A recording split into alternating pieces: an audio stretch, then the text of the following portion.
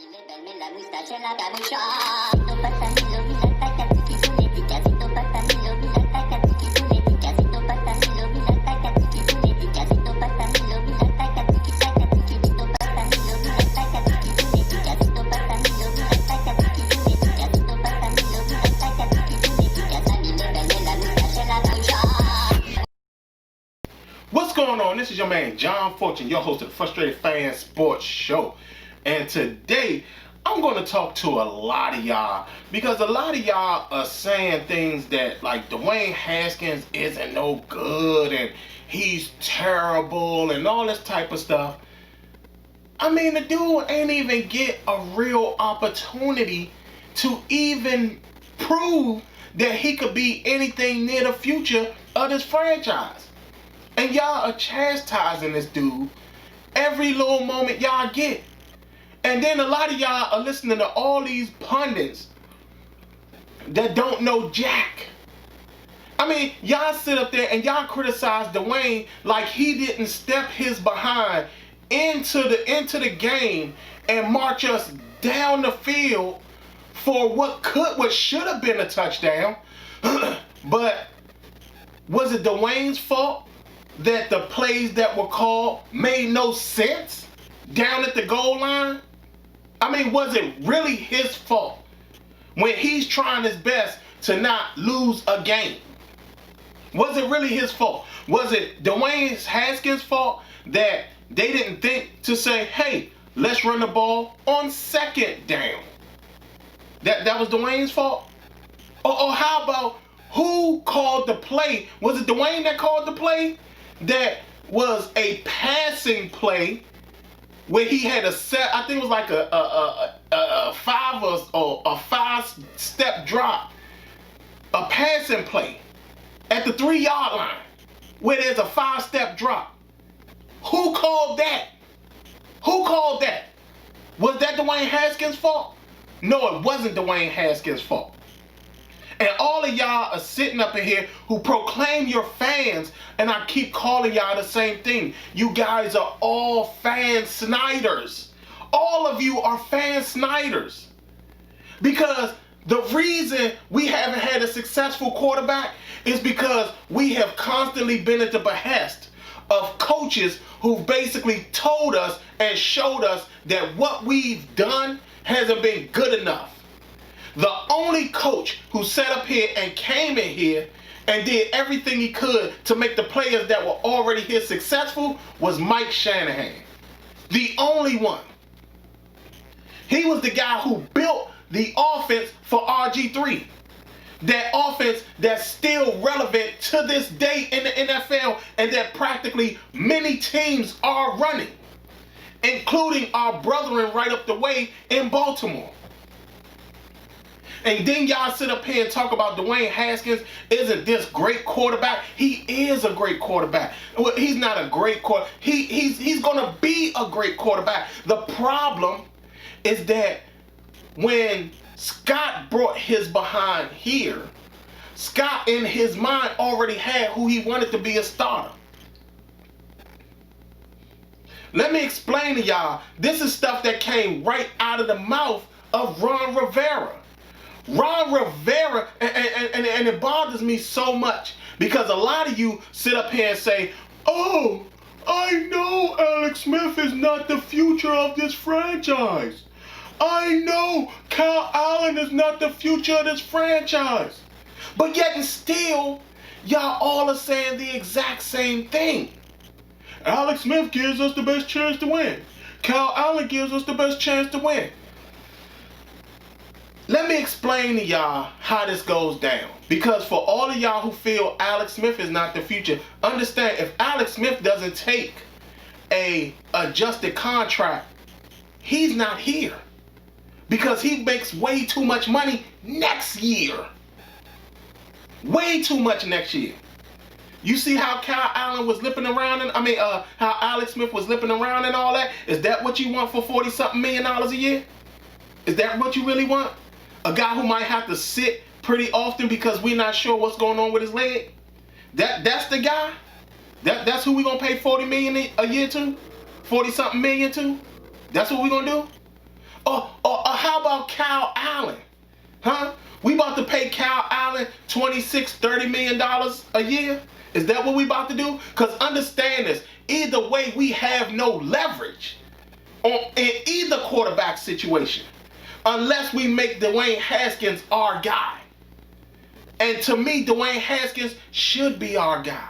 But we're not talking about how every time you turn around, when it comes time to criticize Scott Turner, everybody wants to talk about how he's a young coordinator, yet and still nobody wants to talk about how Dwayne Haskins is a young quarterback. The New York Giants stuck to their plan with Daniel Jones. Daniel Jones was playing far worse than Dwayne Haskins was. And yet and still the Giants felt the need to stick to the plan. Now for all y'all who sit up here and say Kyle Allen, Kyle Allen isn't our future. Let me explain to y'all what happened. And this is out of Ron Rivera's mouth. Ron Rivera said that Scott Turner was the one who convinced him to sign Kyle Allen as an undrafted free agent out of Houston. Kyle Allen was in Houston. He went to another school where he was benched for playing awfully in college. Then he get transfers to Houston and is benched again because he played awfully. And now all of a sudden that's the guy you wanted. So understand this, Scott Turner is investing in Kyle Allen because he has to make it look like his judgment wasn't wrong to Ron Rivera. Understand this, Ron Rivera got fired because of Kyle Allen. That means Ron Rivera got fired because of Scott Turner as well. Because I can imagine that the general manager down in Carolina didn't agree with signing Kyle Allen. Then all of a sudden, now you're sitting here, so Scott Turner is fully invested in the success of Kyle Allen. Then you have to deal with Ron Rivera. Ron Rivera could have escaped it, but guess what? He's now invested in the success of Kyle Allen because you know why? He gave up a 5th round draft pick that he didn't have to give up to get him.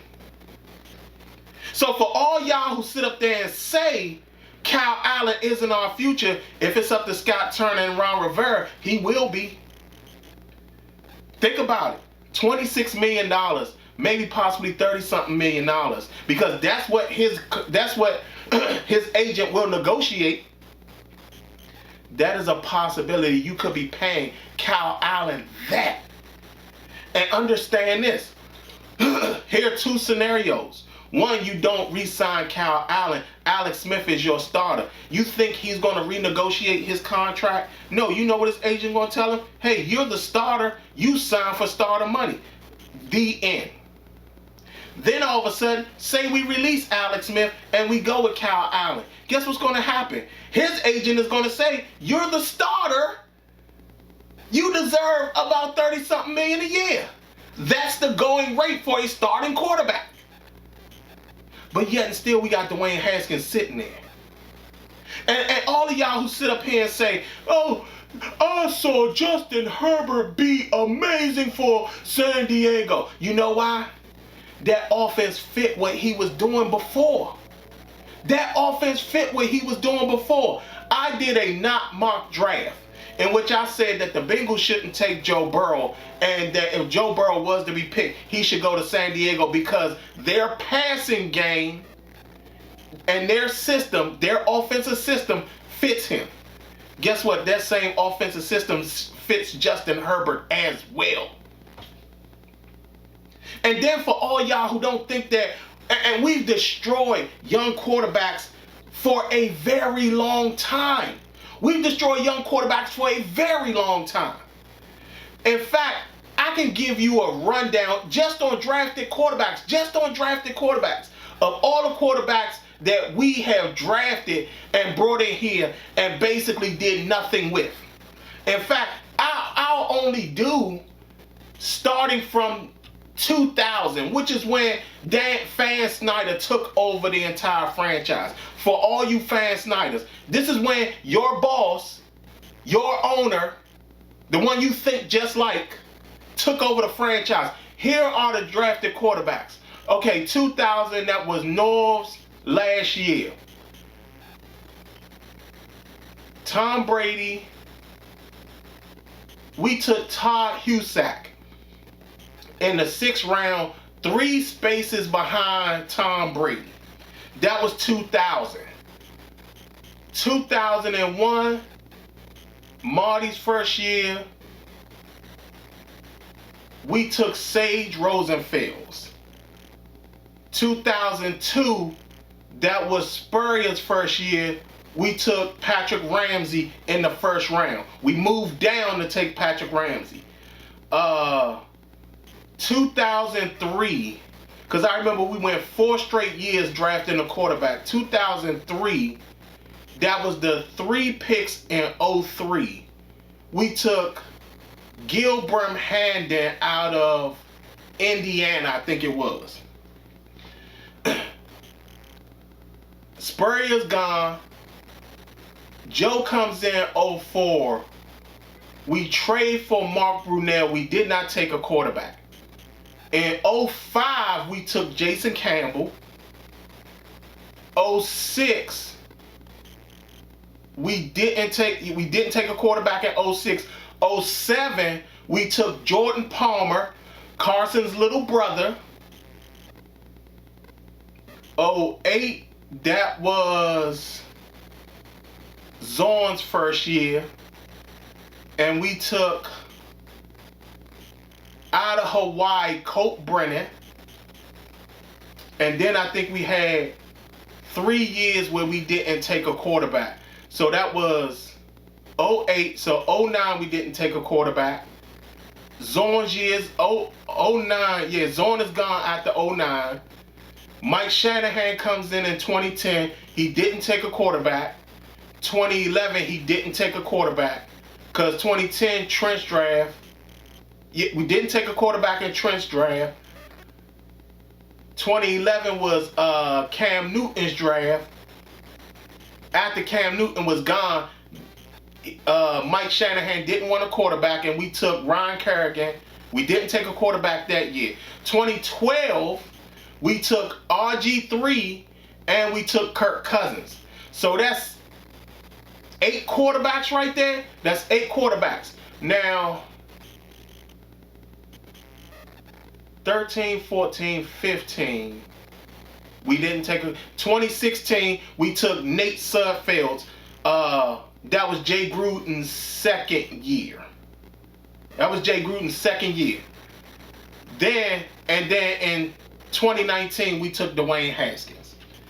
11 quarterbacks I just railed off. 11. And y'all don't understand why we're sitting here where we can't find our franchise quarterback, why we can't be successful, why we've always been at the behest of these coaches that come in here with their own systems and what they want to do. That's the problem that we got here, people. And then y'all just sit up here and y'all swear to God that y'all know. And I understand, I'm not the most articulate guy. And I understand I can come off a little abrasive at times. But at the same time, y'all have to understand something. Dwayne Haskins could be the future of our team. The problem is that Scott Turner is a problem. If y'all paid attention to some of those plays he was calling for Dwayne, that made no damn sense. Why would you not try your best to get Dwayne Haskins comfortable by throwing a bunch of short passes? You do this, you do the short plays when Alex Smith is in the game. Alex Smith, for the first time in this game, was throwing deep. And guess what happened? He looked like trash. All y'all forget, Dwayne Haskins stepped his ass in the game, marched the team right down the field to the 3-yard line, and sat up there, and Scott Turner called some janky plays that sat up there, and we ain't scored a touchdown. We did get a field goal, but we ain't scored a touchdown. Then on top of that, Terry McLaurin is not, Captain Incredible is not in the game. 2nd straight game where he didn't play a major role in the game. Come on, people. I mean, y'all gotta stop drinking the juice of what people are selling you. We've seen our quarterbacks fail over and over again. I railed off 11 drafted quarterbacks. Understand this 2000 draft, Tom Brady was in that draft. We could have took him. Guess who else was in 2001? Drew Brees was in that draft. Both of them are still in the league. Both of them are still in the league. Man, I just get so upset with y'all. And it's not all of y'all. Some of y'all are on the same page as me. Some of y'all are like, I'm not drinking the Kool-Aid of this stuff and saying that this guy's no good. This guy can be great. But guess what? If Scott Turner is running a jacked up damn system, how's that going to help? This is why the NFL has the problem when it comes to race in most of their coaching ranks, because the nepotism here was so blatant with Scott Turner being hired. Scott Turner wasn't ready. He's still not ready. But I'm tired of this. If you're not going to give Dwayne Haskins the he's just young talk when it comes to his performance on the field, then don't give Scott Turner the he's just young speech when he's not calling plays like he's supposed to. This has been your man, John Fortune, and this has been the Frustrated Fan Sports Show.